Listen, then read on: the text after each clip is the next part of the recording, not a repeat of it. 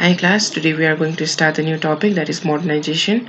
Before starting the topic, I would like to say that this is the topic that we are going to start today is being categorized into many different parts. First we will go to the introduction part, then we will go to the different models of modernization which has been done by some of the economists and sociologists such as Max Weber, then Talcott Parson and Rostow and so on. First we'll do the introduction part. The classical model of modernization in history is provided by the transformation of feudal Europe to industrial bureaucratic state. We'll try to understand how the Europe has transformed from the traditional society to the bureaucratic state.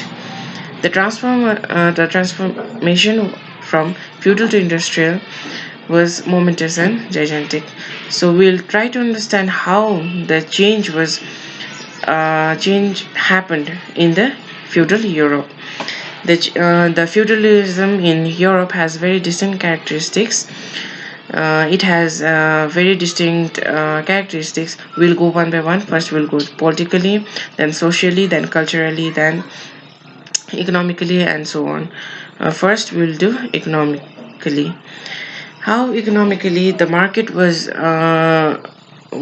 there in the feudal Europe.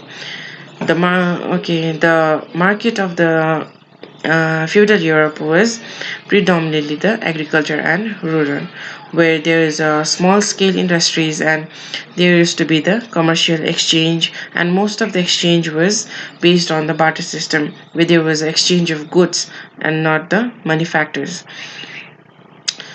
Then, socially, the feudalism was characterized by ascriptive stratification, where the status was achieved not was by the birth. It was through the achievements, and the differences between the class was that of the landed aristocracy, which acted as an intermediary. They The landed aristocracy acted as a mediator between the peasants and the rural or the monarch. The peasants were the great part. The peasants were the most important because they used to work as the soldiers to its nation. Culturally, the church was influential. The church has a very important part because there was less social and physical mobility within the area. Science was pre-Copernicus in the feudal Europe. It was believed that the Earth was the center of the universe. And industries, if we take an account of industries, the industries was pre-industry. There was no development, no advancement in the technology, and so on. Politically, the king was dependent upon the landed aristocrats and the pope of the church.